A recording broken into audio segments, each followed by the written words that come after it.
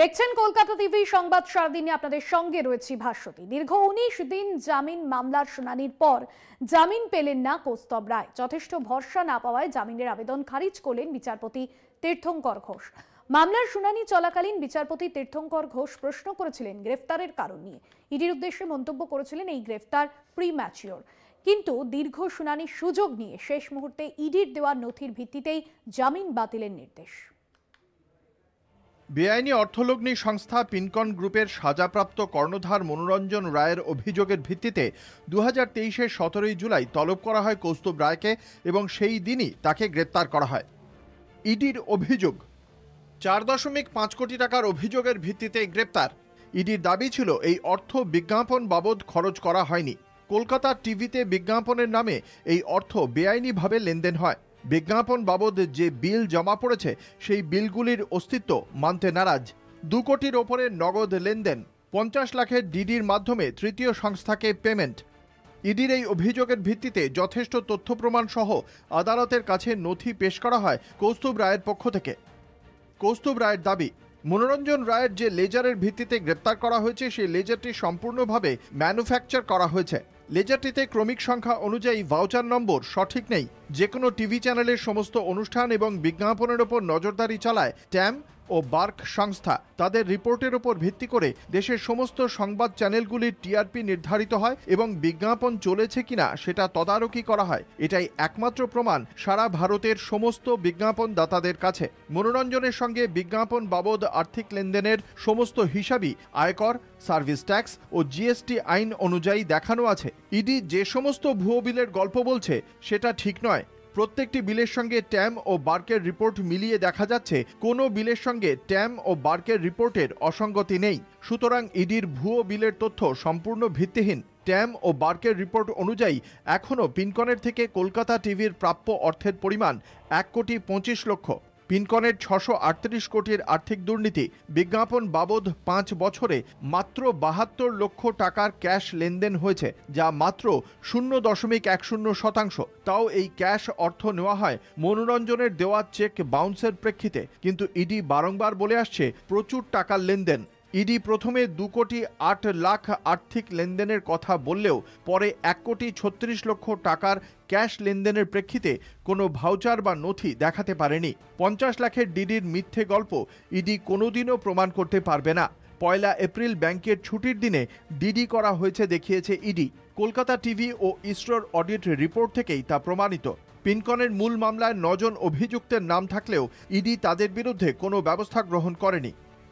মামলা শুনানি চলাকালীন বিচারপতি তীর্থঙ্কর ঘোষ কৌস্তব রায়ের গ্রেপ্তারি নিয়ে আইনজীবীকে বহু প্রশ্ন করেন। শুনানিতে ইডিকে বিচারপতির প্রশ্ন, পিএমএলএ আইনে 19-এর 1 ধারা অনুযায়ী কোনো ব্যক্তিকে গ্রেপ্তার করার আগে নথি সম্পর্কে নিশ্চিত হতে হয়। গ্রেপ্তারের কারণও জানাতে হয় তাকে। গ্রেপ্তারের সময় আপনারা কি কোনো সম্পত্তি বা অ্যাকাউন্ট সিজ করেছিলেন? শুধুমাত্র একজনের মৌখিক অভিযোগের ভিত্তিতে আপনারা নিশ্চিত হয়ে কিভাবে গ্রেপ্তার করলেন? আমার মনে হচ্ছে এই গ্রেপ্তার প্রিম্যাচিওর। 22 ডিসেম্বর শুনানি পর্যন্ত নির্দিষ্ট কোনো নথি আদালতে পেশ করতে পারেনি ইডি। তখনও তাদের দাবি ছিল 138 কোটির নথি তারা পেশ করতে পারবে বলে মনে করছে। কিন্তু হঠাৎই শেষ মুহূর্তে তারা 638 কোটির মধ্যে 138 কোটির পরিবর্তে 60 কোটির একটি লেনদেনের তথ্য আদালতের কাছে পেশ করে। যদিও কৌস্তব রায়ের সঙ্গে সংযুক্ত নির্দিষ্ট নথি আদালতের কাছে পেশ করতে পারেনি ইডি। ধীরাজ দ্বিবেদী, ইডির আইনজীবী বলেন, উনি দীর্ঘদিন ধরে হাসপাতালে অসুস্থ, তাই জিজ্ঞাসাবাদ করা যাচ্ছে না। অসুস্থতার দোহাই দিয়ে উনি জিজ্ঞাসাবাদ এড়াচ্ছেন। ওয়াইজে দস্তুর, কৌস্তব রায়ের আইনজীবী বলেন, অন্য মামলায় উনি ইডিকে হাসপাতাল থেকেই সহযোগিতা করছেন। ইতিমধ্যেই ওই মামলায় ইডি তাকে হাসপাতালে গিয়েই 4 বার জিজ্ঞাসাবাদ করেছে।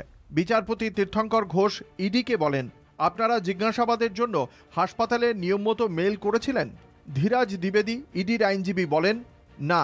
বিচারপতি তীর্থঙ্কর ঘোষ ইডিকে প্রশ্ন করেন, কেন? ধীরাজ দ্বিবেদী, ইডির আইনজীবী বলেন, হাসপাতালে থাকার জন্য নয়, এই বেআইনি আর্থিক লেনদেন খুঁজে বার করতে অনেক সময় লাগবে। নথি জোগাড় করে উপযুক্ত প্রমাণ সহ তথ্য পেশ করা সময় সাপেক্ষ। সেই তথ্য পাবার পরেই ফের জিজ্ঞাসাবাদের পর্যায় শুরু করা সম্ভব হবে। বিচারপতি ইডির এই আবেদনের ভিত্তিতেই জামিন বাতিল করেন। রায় দিতে গিয়ে আদালতের মন্তব্য, আদালতের পর্যবেক্ষণ, প্রাথমিকভাবে 4.5 কোটি টাকার যে অভিযোগের ভিত্তিতে কৌস্তুভ রায়কে গ্রেপ্তার করা হয়েছে তাতে আদালত মনে করছে সেই অভিযোগের তদন্ত শেষ। এরপর আর এই অভিযোগের তদন্তের প্রয়োজন আছে বলে আদালত মনে করছে না। যে অভিযোগের ভিত্তিতে কৌস্তুভ রায়কে গ্রেপ্তার করা হয়েছিল সেই নথিতে আবেদনকারীর আইনজীবীদের সওয়ালে প্রমাণিত অভিযোগ ভিত্তিহীন, প্রতিটি বিলের ট্যাম ও বার্কের রিপোর্টের সঙ্গে সঙ্গতি রয়েছে।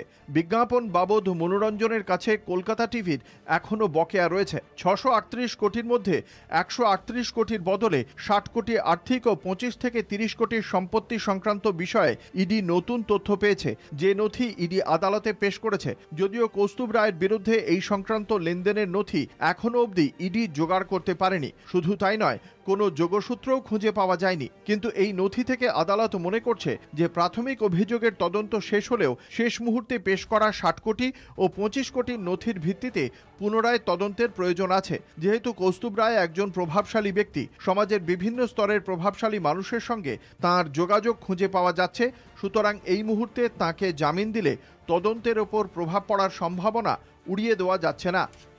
আদালতে পেশ হওয়া শেষ দিনের সমস্ত নথি পর্যবেক্ষণের পর বিচারপতির নির্দেশ। যথেষ্ট ভরসা না পাওয়ায় জামিনের আবেদন খারিজ। আইনজ্ঞ মহলের মতে মামলা শুনানি চলাকালীন গ্রেপ্তারের বিষয়ে ইডিকে বিচারপতির প্রশ্ন বা মন্তব্য কোনোটাই তার লিখিত রায়ে প্রতিফলিত হয়নি। কলকাতা টিভি।